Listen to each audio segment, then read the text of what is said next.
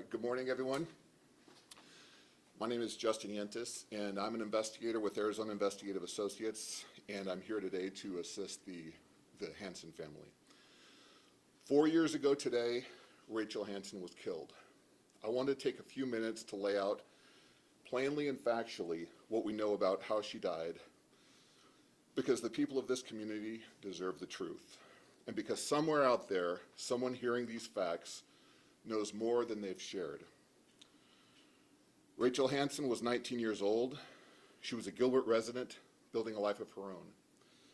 In the early morning hours of June 4th, 2022, that life was taken from her. At approximately 2:11 a.m., Rachel called 911 from her apartment. She told the dispatcher that someone had broken into her residence and that she had been shot. During the call, Rachel was able to report that she had been shot, but based on the information that has been made public, she did not identify the shooter. Police officers and emergency personnel responded to her apartment and found Rachel suffering from a gunshot wound. She was transported to the hospital where medical staff performed life-saving measures. Despite those efforts, Rachel succumbed to her injuries. She was pronounced deceased at 5:12 a.m. on June 4th, 2022, 4 years ago this morning. Here is what the evidence establishes at this stage. Rachel was shot inside her own apartment after an apparent unlawful entry. She was alive and conscious long enough to place that 911 call herself. The identity of her assailant and the motive remain unknown. Gilbert police classified the case as a homicide and have investigated it as such under Arizona law. I want to pause on one fact because this fact matters. At the time Rachel died, her mother Kim was out of state visiting her grown children and grandchildren. Her father Todd, who's with us today, was not notified until several hours after Rachel had already passed. Rachel died without her family beside her. Rachel died without her mother and without her father. Without any of the people who loved her, even knowing what had happened until hours later. No family should learn the truth that way, and no family should be waiting for the rest of the truth 4 years later. Now, I want to be specific about where this happened, because specifics are what jog memories and bring people forward. Rachel was murdered at 1925 South Coronado Street in Gilbert, the Redstone Apartments on the southwest corner of Greenfield and Ray, apartment 3133. You all that are from the area know the area probably very well. It's right by Santan Mall, across the street from the main event, across the street from Top Golf, a very safe area. If you lived in that complex in June of 2022, if you were a resident, a visitor, a neighbor, an Uber driver, a DoorDash driver, anyone who is in that area, we are asking you to come forward. If you have knowledge about this case, however small it may seem to you, we are asking you to come forward. You may not realize that what you saw or heard is the piece that matters, but please let us and the police be the judge of that. There is a phrase that has come to define this family's fight for truth. Rachel, 6 years ago, sat on Dash, her beloved horse, holding a sign that read, "Silence is betrayal." These years later, those words are why we're all standing here. The silence around Rachel's death is a betrayal of her and of every family member still waiting for answers. And today we're hoping to break that silence. You'll hear from several people this morning, each of whom carries a piece of the story. First, you'll hear from Rachel's parents, Kim and Todd Hansen. They'll tell you who their daughter truly was, what these 4 years have cost their family, and what they're asking this community and of the investigators involved in this case of today. After that, you'll hear from Dr. Emily Reeder and Ashley DeSano, hosts of the Reconsidered Unsolved podcast, who dedicated an entire season of their show to Rachel's case and have traveled here from Oregon to be here with us.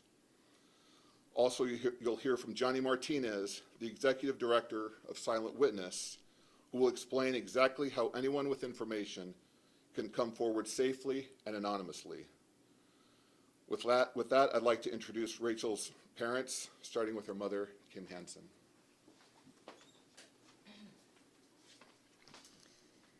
All right. Thank you, guys. Thank you to all of you for coming and for your continued support and interest in Rachel's case through the last 4 years. We're grateful for all of you and that you have stuck with us and continue to as we fight for answers. Thank you to Modern Law for letting us meet here, and especially thank you to Justin. He has been a tremendous support, personally and professionally, just helping us in Rachel's case. Honestly, this was really hard to do, to collect my thoughts of what I wanted to say, because I never imagined we would be here 4 years later. Sometimes people say to me that, oh, it'll get easier in time. And I know they mean well, but that's not truth. It doesn't get easier, especially when there are no answers. It gets harder because fear sets in. The fear that we may never know. Are we going to get answers? Are things being investigated? Will we ever really know? And we fight that fear, but it's a fear that comes as the years go by. We've always wanted to hold a press conference. We have asked from day one to have a press conference regarding Rachel's case.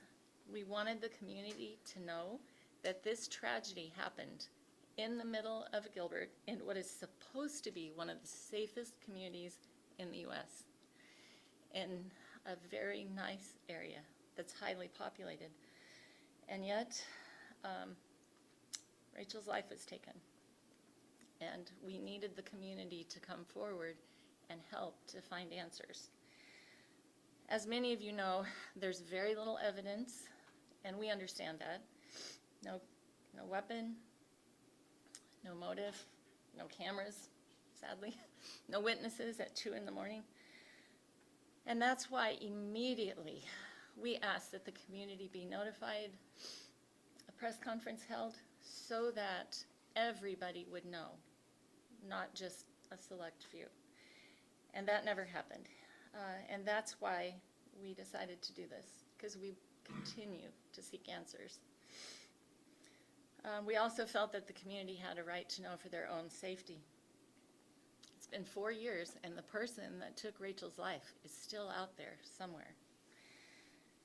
So 4 years later, we still are sharing this information with the community to raise awareness and press for answers in the investigation. We're very disappointed that the Gilbert Police Department chose not to make a statement about the case, not to be here and be present. They were invited to do so. But sadly, that's one of the things that's been most difficult in this case. In the past 4 years of waiting and hoping for answers, there has been very little communication. Few updates. Weeks and sometimes months have passed of hearing nothing. No contact at all. And for a grieving family, grieving parents, that's really hard. It's been an emotional roller coaster of wondering, waiting, hoping, and praying that something is actually happening and that an investigation is ongoing. So we would like to ask the Gilbert Police Department, like to publicly ask them to engage other law enforcement in this investigation. We're asking that they reach out to the FBI or other law enforcement that is familiar and has experience solving homicides like Rachel's. We've been patient for 4 years, and it's time to move the investigation forward. Rachel did not deserve to have her life taken. She had her whole future ahead of her, and it was stolen from her and from us and all that loved her. So we made a promise just the days after we lost her, that we will never stop. We will continue to seek for justice and answers and not let this case be forgotten, not let her smile. We won't let it go. So we made a promise to her, and we intend to keep it. Thank you, guys.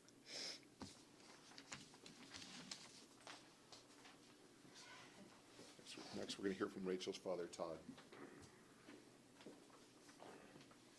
Yeah, I get to follow that.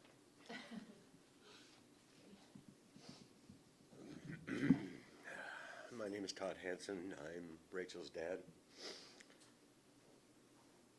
And I want to thank all of you for being here.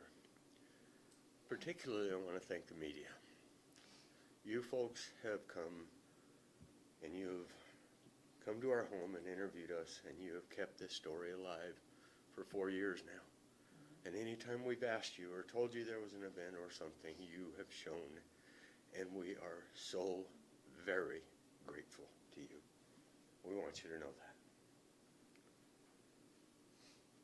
4 years ago today, my daughter, bear with me. My daughter, I'm going to get through this. My daughter, Rachel, was murdered. I've been largely silent. I do not have all the words to say, and have a real hard time holding my emotions as I speak about Rachel, as you can see. My wife does a much better job than I ever could. Let me assure you, Kim and I are in lockstep. We're unified together as Rachel's parents to find the person who took our daughter's life.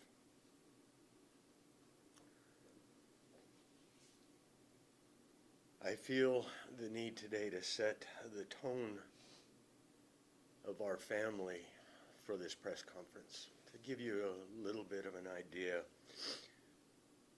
who and what we are, and also to give one example. This is what happens when I go away from my notes.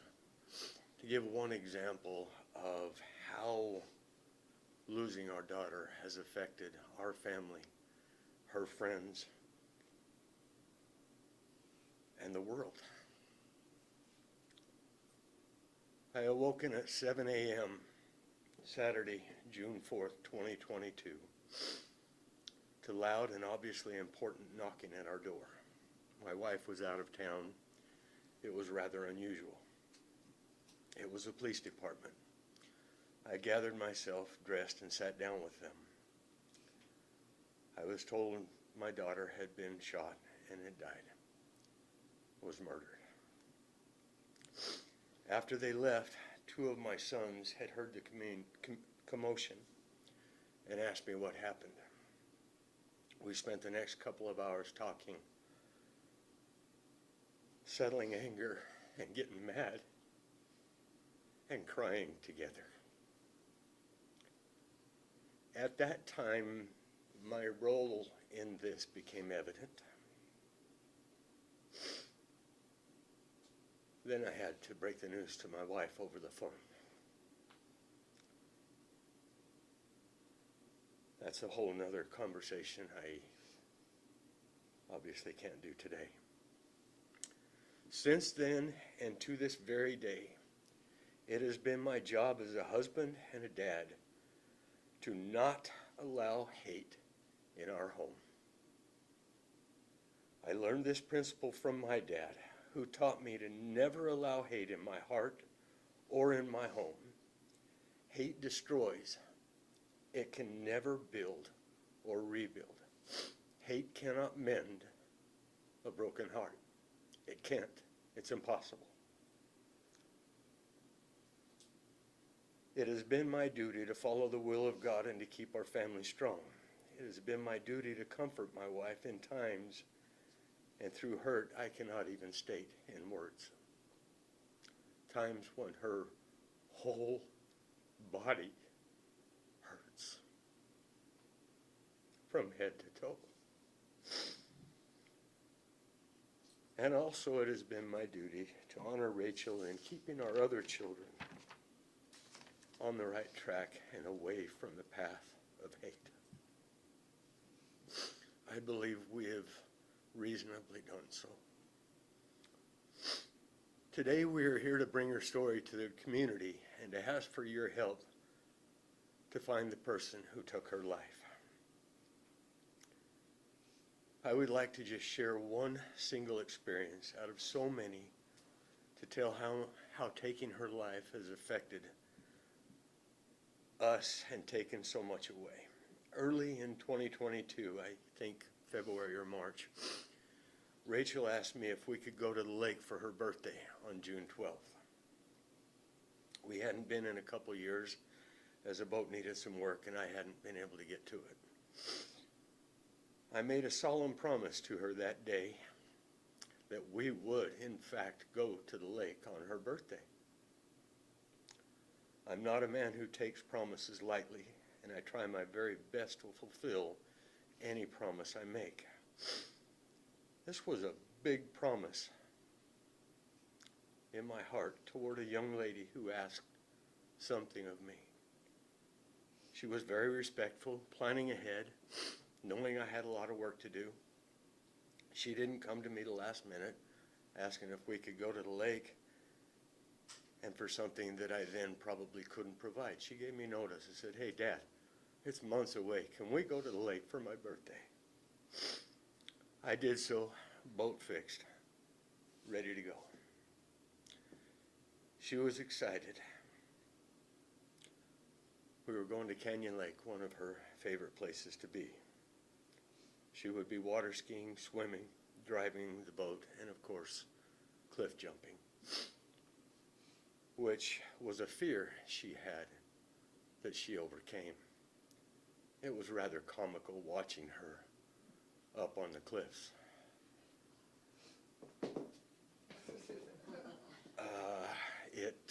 It took her quite some time, but she conquered her fears. And then she enjoyed it so much.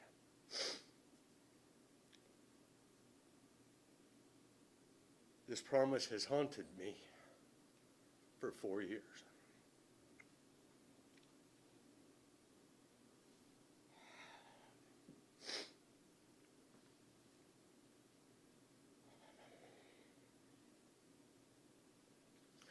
On Rachel's 20th birthday, that we had planned for months, we had a celebration of her life. And then we buried her. Take a moment and think about that. Instead of a wonderful day celebrating her 20th birthday, we celebrated her life on earth and then laid her to rest. We laid a beautiful, beautiful young lady to rest. Now we're here today as a family, and I humbly stand before you, and I beg and I plead. We ask you, the community, for help. If any of you knows anything, even the smallest of things, of what happened to my daughter, please step forward and tell. Somewhere, someone knows something about my daughter's death. I love you, Rachel, with all my heart. And I miss you deeply every single minute of every single day.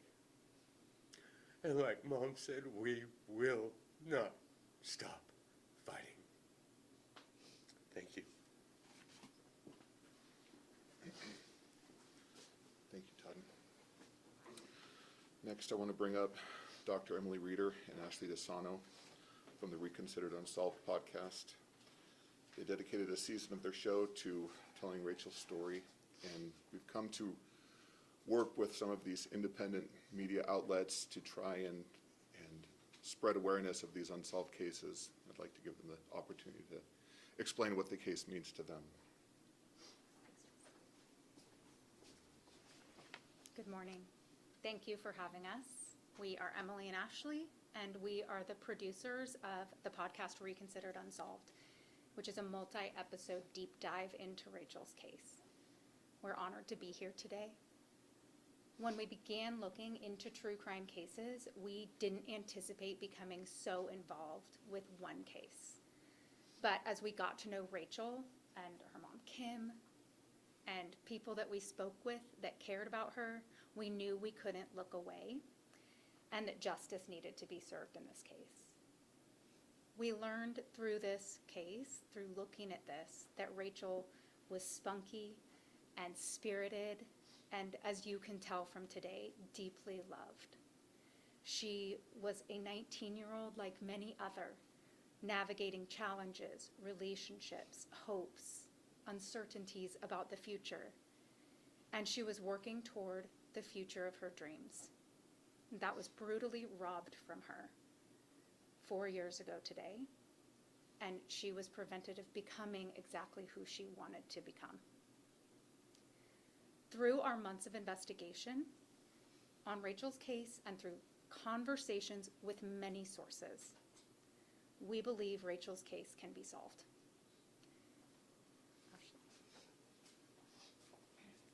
We'd like to address the Gilbert Police Department. Though we recognize the Gilbert Police initially put a lot of effort into this case, it feels like the case is currently at a critical turning point. We urge the Gilbert Police Department to reconsider their communication around this case. We note the absence of the Gilbert Police Department here today. We are dismayed by the continued lack to engage the public.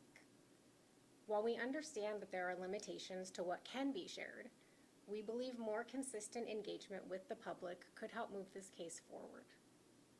The release of additional information could potentially help spark recognition or memory in members of the public who may not realize what they know is relevant. Rachel deserves to be remembered, and her family deserves answers. We are hopeful that the Gilbert Police Department will choose to release further information to help solve the case. Because from what we have discovered, along with Justin, there is much to be shared. We want to work together to keep her story alive and move the case even one step closer to resolution. We will not stop our pursuit of information and justice for Rachel. Rachel deserves more than silence. Her family deserves more than uncertainty. And 4 years is a very long time to wait for answers. Thank you.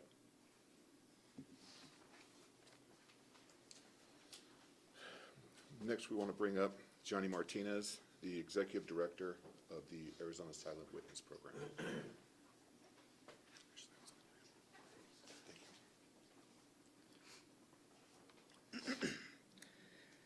My name is Johnny Martinez. I am the Executive Director of Silent Witness.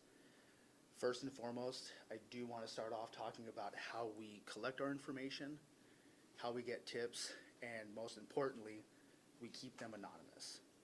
Silent Witness is a separate entity. We are our own nonprofit, and even though we partner with law enforcement, we are not law enforcement. The technology that we use is managed outside of law enforcement agencies because we do understand that the community may have a fear, a concern, or may just not want to talk to police. You are able to call in, sorry about that, 480-WITNESS, or for Spanish speaking, 480-TESTIGO. Rachel's media case number is number 2022-4150.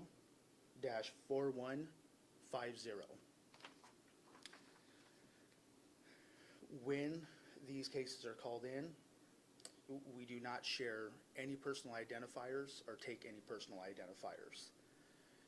Information is taken, it is given to the department that is working on the case, but no personal identifiers are shared. Anonymity is very, very important to us, and we hope that this gives somebody who you may be concerned about speaking up, a little bit of peace to be able to call in. If you do not want to speak to law enforcement, please, again, call 480-WITNESS or 480-TESTIGO.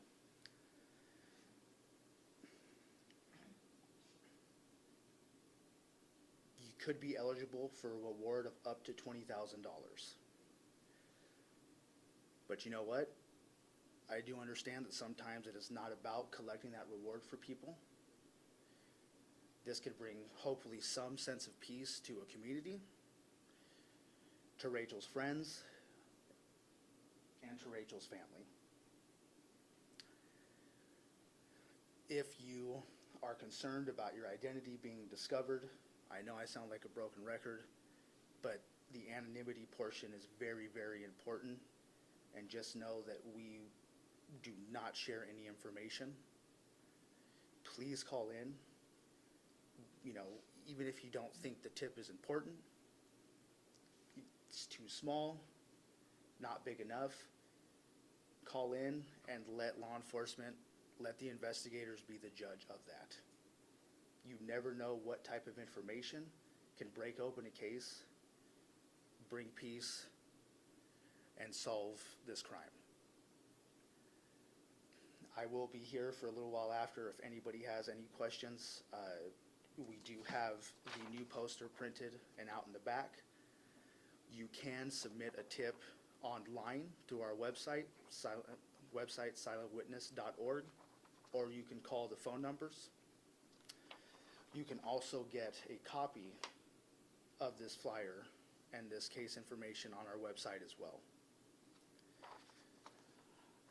I want to join in with everybody else in urging the community to take time, really remember, dig deep, and anything that you possibly remember, call in. Anything. Thank you very much for having me today. Thank you. Yes, sir.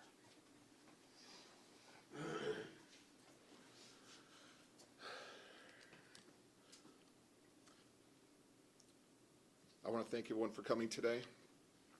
I want to thank the Hansen family. I want to thank Billy Terrasio from Modern Law for allowing us to use her beautiful facility. I want to thank Alicia Cordova, who's also a victim who is present with us and seeking answers in her case. I thank her for joining us today. And I would like to ask the community one more time to please reach out. Reach out to Silent Witness, reach out to Gilbert Police Department. If you're nervous about either one of those, you can call our office. We have a tip line on our website. If you were the one responsible for this, we'd ask you to please come forward. Working in defense investigations for coming up on 20 years, I've worked with a lot of people who have pled guilty, who have accepted responsibility and been remorseful for what they have done. I'm asking the person that is responsible for this crime to do just that. With that, we'll open it up for any questions. Yes, Ashley? Is there an example that you can share publicly of something that you feel like Gilbert could put out there that could potentially help? I've been a proponent of community-based policing. I believe that involvement with the community, this is not an us versus them environment. We're not fighting against the police. We're not fighting against the prosecutor's office. We're wanting to partner with them and help them in any way that we can. There are times that witnesses would much rather talk to a private citizen than a cop. And if that can be helpful, we'd like to avail ourselves and the community as a whole to do that. Yes, Alexis. You mentioned that you guys have been fighting for pieces of evidence, the medical examiner's report. How could something like that help you guys move this case forward? We were given the redacted police report the same day that it was released to the media. So the information that you all have is the same document that we have. So we are limited we're limited in what we actually know was collected. We're limited as to the forensic evidence that was collected. There are facts that the police have that have led them into investigative avenues that we don't know about. It could be helpful to the community or to private investigators to follow those leads.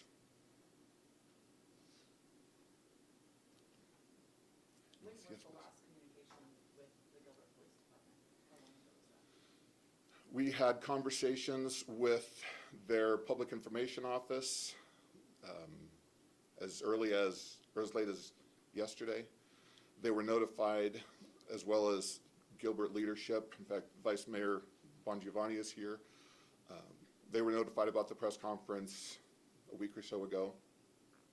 And we had a conversation to discuss what their potential involvement would be, and heard yesterday that they would not be able to participate, but would put out a statement on their social media.